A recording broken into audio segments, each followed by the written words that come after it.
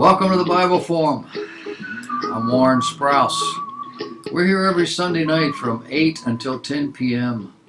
Eastern Time. And we look at life through a biblical lens. We try to solve all the world's problems in 2 hours or less. We used to do it in 3 hours. I don't know if you guys were around when we did it 4 hours. We were in Wilmington early on. I had a sidekick. And he kept pushing for 4 hours. But now we can do it for 4 hours. He wasn't doing the talking. He was just kibitzing with me. And so we did 4 hours for, I don't know, a couple of years, I guess, something like that. But I remember when I stopped doing the radio show, we had moved away from Wilmington, and of course it's tough to do a radio program when you're not there. And I just thought I could do 3 hours from my studio. And I did 2 hours and 30 minutes, and I thought my throat was going to freeze up.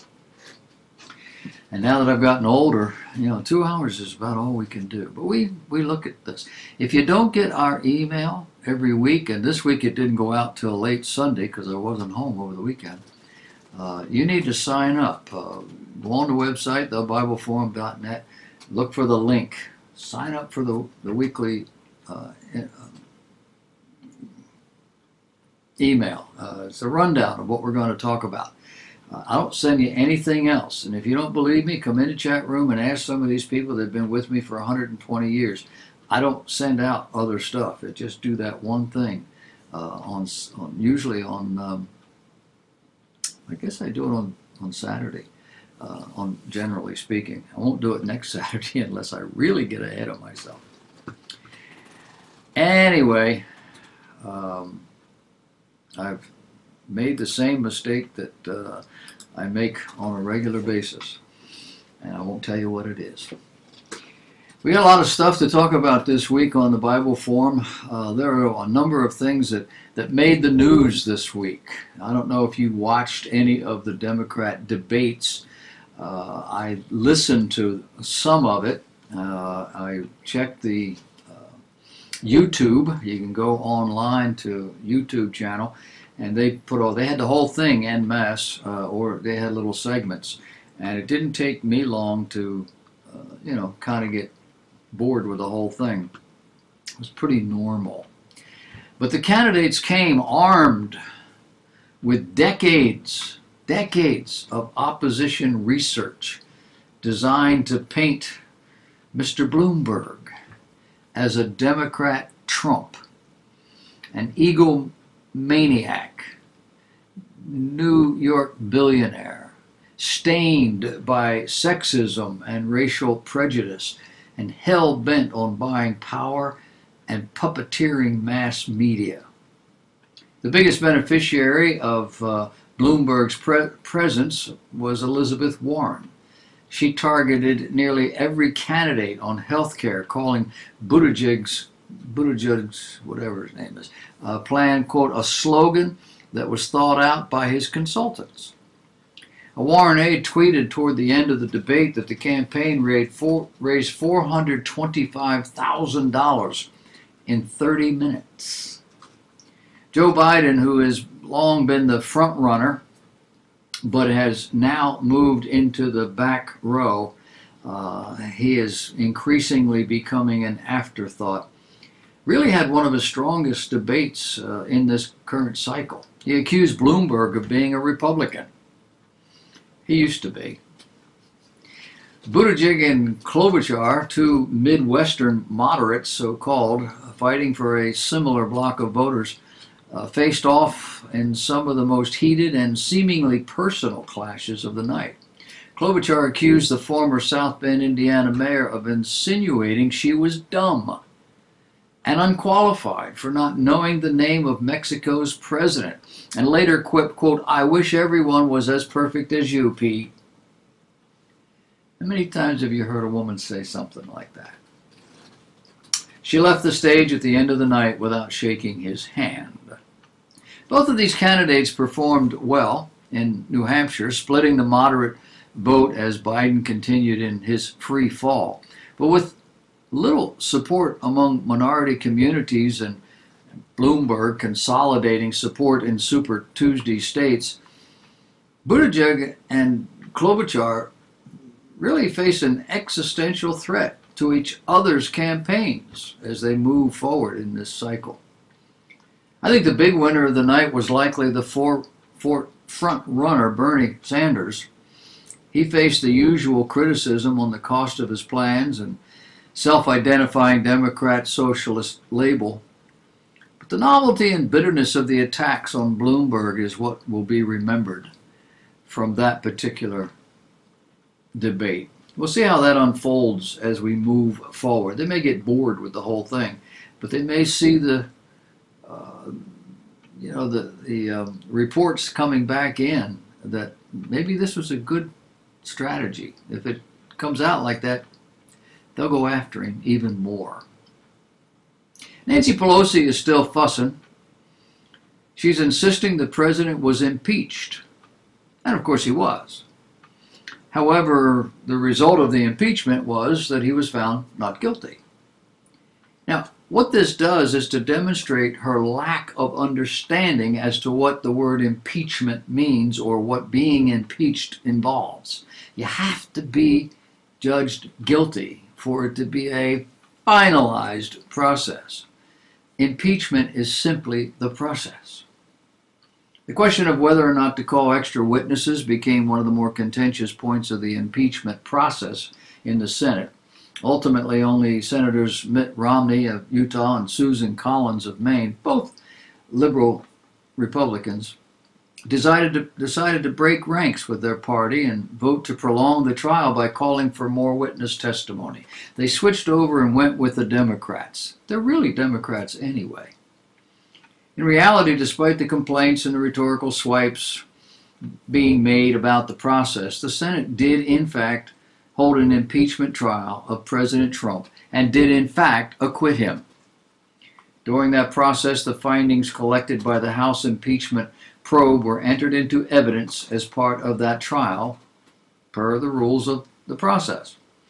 The majority of the chamber decided that they didn't need further witness testimony or document subpoenas in order to make that decision.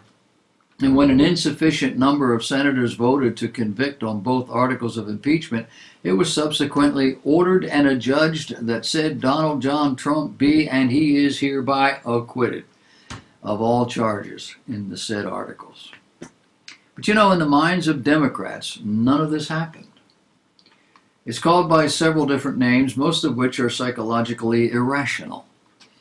However, you can continue to look for the Democrats to keep poking that bear as often as they can. When we get into actual electioneering, it's going to come up again. They're never going to stop. They're going to continue to accuse the president of breaking the law, violating governing principles, demeaning the office, and just about anything else they can think of. What they don't seem to realize is this particular president glories in the whole process. He loves poking the bear. They're just giving him something to play with, and they don't get it. They think all this is serious. The president does not, and his supporters could care less, and he's got a bunch. In the past week, President Trump has purged internal dissenters in his administration, imported loyalists, pardoned political, financial criminals, and continued a running commentary on live Justice Department criminal cases. All this despite an unprecedented public pushback from his Attorney General. And in what could prove to be last week's most consequential move, Trump named Rick Grenell, who is currently our ambassador to Germany and one of the most dependable Trump family allies, as acting director of national intelligence. That is a sensitive job, overseeing 17 spy agencies. The DNI has access to all the nation's secrets and helps shape what a president sees and knows. In other news, we are fooling around now in our minds and in a lot of other ways with the coronavirus in China and so forth. But I want you to imagine if the supply of antibiotics to the United States was suddenly cut off. We didn't have any. American national security officials are now worrying about just that. Why? Because the vast majority of the key ingredients for drugs that many Americans rely on are manufactured abroad, mostly in, wait for it, China. They quote Rosemary Gibson, author of a book on the subject, China Prescription, who said, if China shuts the door on exports of medicines and their key ingredients and raw material, U.S. hospitals and military hospitals and clinics would cease to function within months, if not days. She adds China could potentially weaponize our medicines. They can sell us medicines without any medicine in them. They can sell medicines that have lethal contaminants in it. Now the question becomes, who does this to their own people? And it would appear that they do, to their own people. Would they do it to us? We're going to find out, aren't we? Are you a happy soul? Do you know, if you are in America and you are happy, you are probably over 50 years of age. Did you know that? An article popped up with a byline of Staffordshire, England. Over there they say youth is wasted on the young, but who says you can't have fun in old age? A recent survey of 2,000 British adults illustrates just how much fun life after the age of 55 can be. So many younger and middle-aged adults are just starting out professionally and as such end up devoting the majority of their time to their work. For many, these exhausting times can make it feel like life isn't getting any easier. But the over 55 crowd offer a pleasant reminder that retirement can be a light at the end of the 9-to-5 tunnel. Consider 69% of the survey's respondents said they now have ample time to finally do all the things, all the activities, the hobbies that they've always wanted to do. According to the research, which was commissioned by something called Riviera Travel, 74% work out regularly every week. 20% get in the gym at least once a month. Many older adults are also experiencing a renaissance in their social lives. 74% go out to eat at a restaurant at least once a month, and 32% get together with friends on a weekly basis. The most prevalent cultural stereotype when it comes to older adults is the image of grandpa and grandma struggling to make sense of their laptop or their smartphone, stupefied by modern technology. But this survey is challenging that notion, with 83% of respondents using their smartphone or their tablet several times a week. Another 58% are active on social media. 32% do most of their TV watching these days on Netflix or YouTube. You know anybody that does that? If it's not current news that I want live, or Wheel of Fortune, I'm watching YouTube. I'm watching Prime, Netflix's Prime, or Netflix itself. I'm looking for things that I enjoy watching that aren't going to insult me or offend me. Things that are 30 years old. The British have put out a whole mess of spy and cop shows and all that sort of stuff. It's almost never ending. A large percentage of older adults surveyed finally have the time to travel and see the world. I just traveled. I went to New Jersey and back in 2 days. Uh, in all, 39% have spent more than 20 days on vacation over just the past year. 27% of adults under 35 can say that. But 39% over 55 say that. In fact, many older respondents agree they're happy they waited until their later years to do most of their traveling, because now they're better equipped, financially, emotionally, to really enjoy the different parts of the world. Nothing pulling at them. The majority of surveyed older adults are also enjoying good mental health. A significant number, somewhere in the neighborhood of 70%, said they were feeling happy and content on a mental level, compared to 59% of adults under 35 saying the same thing. Similarly, only 30% of the older respondents admitted to frequent bouts of stress or anxiety. 63% of adults under 35 have that stress. They battle that anxiety, 60% of them with the anxiety. So all in all, it becomes a little more clear that older people, to put it more simply, are very happy people.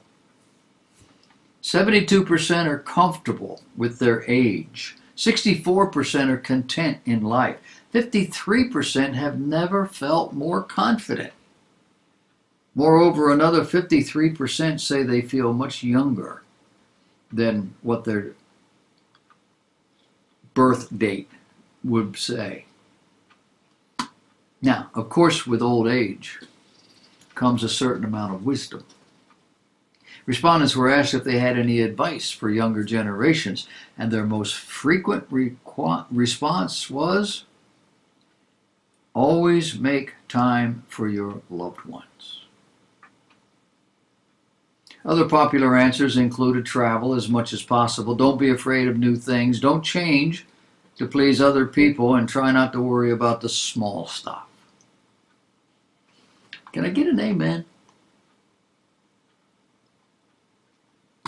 We've talked on this show, and it's on the news, and it's on the internet, and it's everywhere for the last 20 years. The folks in California have a large percentage of people who are homeless. They camp out on the street. One person I told you about several months ago wanted to pass a law that said that homeowners who had backyards had to give up a portion of their backyards to the homeless so they could camp out in their backyard and that sort of thing.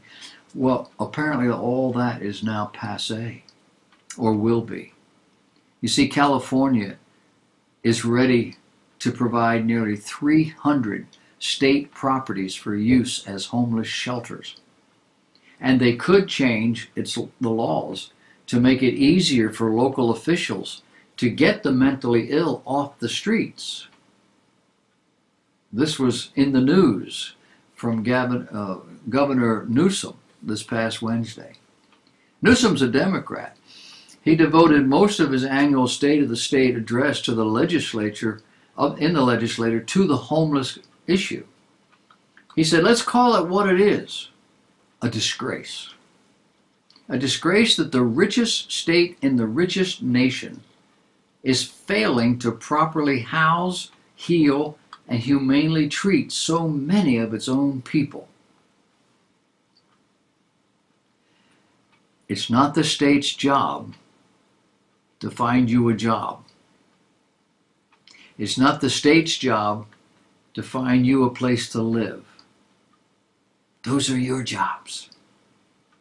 When the state gets involved, it just costs more money and it just gets crazier. But then that's California. They went liberal. Liberals want to help everybody with your money and then your backyard. California's homeless population has soared 16% just in the last year. They now estimate somewhere in the neighborhood of 151,000 homeless people statewide, people who cannot afford housing. And they themselves, the state, are at a disadvantage. They cannot provide affordable housing. This is one of the real problems they're having with their budget. They're spending more and more money on these people. 150,000. I mean, that's a small town, a small city. Governor's already proposed spending an additional $750 million to get people into housing this year, on top of the more than $1 billion with a B from previous allocations and $695 million to expand homeless services. You've never seen $1 billion in one place, and neither have I. I've never seen $1 million in one place. They want 750 of them. They've already got 695 of them, and they want $1 billion for something else. They're just spending money like there's no tomorrow on people who don't care. Now, many of the governor's proposals were aimed at cutting the red tape, providing faster solutions. He said, we need more housing, not more delays. Let's get this thing done. So the state has begun rolling out emergency mobile housing trailers and services for these homeless families and seniors. We used to call them bums. Now they're homeless families and seniors, including in rural areas where homelessness is on the rise, out in the country. Newsom announced on Wednesday of this past week that 286 state properties, vacant lots, fairgrounds, armories, and other state buildings are going to be turned over to local governments at no cost to them in order to house these homeless people. People who had a home and either walked away from it or made everybody else in that house, in that home, so miserable they kicked them out. He noted that a large portion of the homeless are mentally ill. Yeah, they got problems. A crisis that dates back decades to when state mental institutions were shuttered in favor of community health services that were never properly funded. Do you remember that? This was going on in the late 70s, 1970s, and early 1980s. They took all of these people who could not function and put them out. They weren't sick. They weren't incapacitated. They could walk, talk, and do for themselves to some extent. And they turned them out onto communities. Now they did provide, and the community started providing places. And I remember in our town, a motel down at the end of the street that was an old motel, not a whole lot of people used it. They got a contract. Boom, all these people went in there.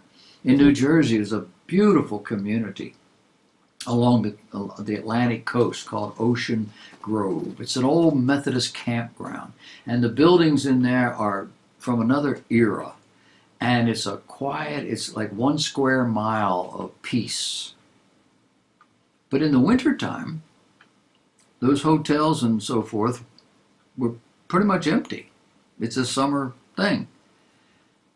They put some of these people in there too. And I remember because I used to run a seminar out of there every summer. And this one summer I showed up early, to do all the preliminary stuff, talk to the leadership there and all that. And I saw all these people sitting on the porches and they were waving at me and doing, what in the world is this? These were all the homeless people. That Ocean Grove, people who owned the hotels and stuff and had nobody in them for most of the winter and so forth, they put these people in. They got a guaranteed check. It changed the character of a large section of that community. I don't know what it is today. This was back in the 90s, early 20th century. Governor Newsom proposed lowering the threshold for making governments legal guardians for mentally ill homeless people who turn down medical aid, which would force them off the streets and into care. California is trying to balance respect for civil liberties and personal freedom with the priority of helping people into life-saving treatment.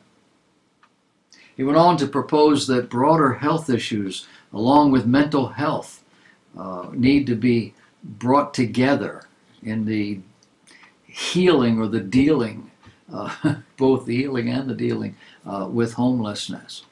He said healthcare and housing can no longer be divorced. After all, what's more fundamental to a person's well-being than a roof over their head? How about self-respect, obeying the rules, doing what they're told, being polite, living in a family in a rational means? Newsom also called for exempting homeless shelters from the state's strict environmental reviews, which have delayed projects and given opponents who don't want them in their neighborhoods time to derail those same proposals. Things are changing in California, but they're not changing in such a way as to make it real. It's still fake. And as long as it's fake, these people are never going to get help. Not the help they need. Do you have any children in school? Do they go to the public schools? Do they go to private schools? Where do they go? You know, we have this system in America, we call them the public school system, but it's really not a public school, it's a government school system. Because the public no longer has any real control in what's going on there. It used to be the neighbors, the community was involved with the school system. It was truly a public school, and it reflected the neighborhood or the community and standards and so forth. No more. The government sets the rules, and it can disrupt your whole community, but they don't care.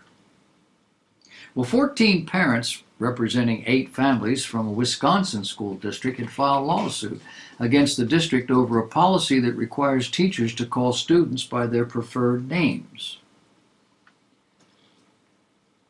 There's a policy that says the teachers have to call the students by whatever name the student wants to be known.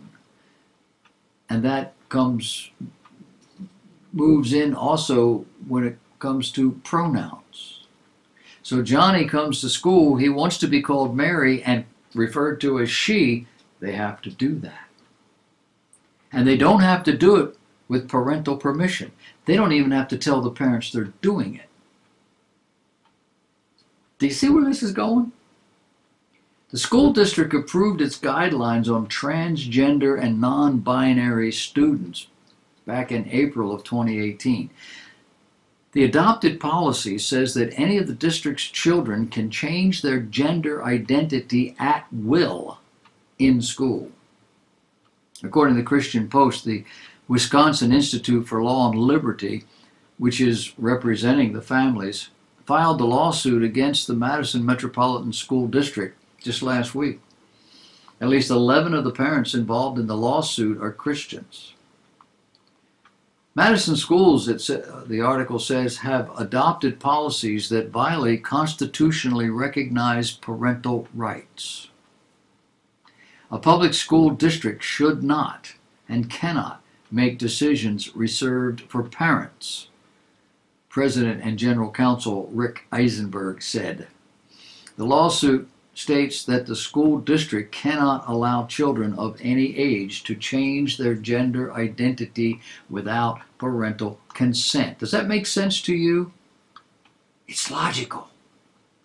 And that's why it doesn't work in 21st century America. Now, while the school district does require parental consent to officially change the student's name in the district system, the 2018 policy lets the student request a use of a different name, a different pronoun, and the school must go along with it. So in school, Johnny can be Mary, but at home he has to be Johnny. You can see where that's going. The lawsuit says the school district policy tries to evade a state law that gives parents access to school records. I am shocked. The lawsuit adds that the policy recommends teachers keep paperwork related to the child's request to use a preferred name or pronoun in the teacher's confidential records. Did I tell you this was a public school? We haven't had a public school since the 1960s. You do know that, right? It's been a state and federal school. They run it. The public don't run it.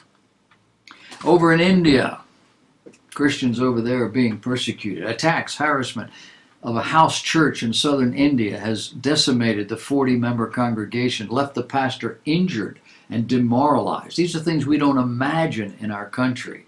Pastor Eswaro Rao Apalabatula pleaded with about a dozen local residents to stop building a wall meant to block people from attending worship services at his home. They were building a wall in the front or around it, I don't know where. This was just last month in January. This pastor is complaining to the village. The effort is being led by a local Hindu extremist, an extremist group. And as he is trying to work through this, they're attacking him. They broke his hand recently. He says they wanted to build a wall right in front of the church and keep us from using the path. And he tried to get them to understand. He pled with them not to do it, but the group of at least 6 neighbors, both male and female, attacked him, punched him in his stomach several times, pushed him to the floor. They picked up a wooden pole and started beating his hands repeatedly. He said, I was lying there on the floor screaming for help. My wife came running and begged them to stop beating me. It was traumatic. He said the attack topped a month of hostilities and years of opposition against the pastor and his wife, who are in their 60s. All of this from Hindu villagers, furious at the presence of a church in their community. The pastor said the Hindu villagers had stopped worshipers from coming to services all through the month of January. He went to the police official in town, who only told him to peacefully resolve the matter himself. He says the policeman told me that these issues between religious groups may cause riots and advised him, the pastor, not to escalate the matter. He didn't tell the other people to stop. Just don't stir them up.